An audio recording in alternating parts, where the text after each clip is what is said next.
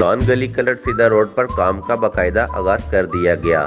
ایک پروکار تقریب منعقد کی گئی جس میں ممبران قومی و صوبائی و آزاد کشمیر اسمبلی صداقت عباسی، چودھری جاوید کوثر، چودھری اظہر صادق سمیت پی ٹی آئی کلٹ سیدھا و ڈڈیال کے کارکنان کی بڑی تعداد میں شرکت۔ 1.58 ارب کی لاگت سے منصوبہ مکمل کیا جائے گا۔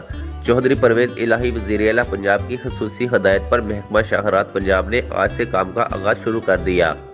اس کی تکمیل سے پٹوہار و آزاد کشمیر عوام بہت بڑی تعداد میں مستفید ہوگی۔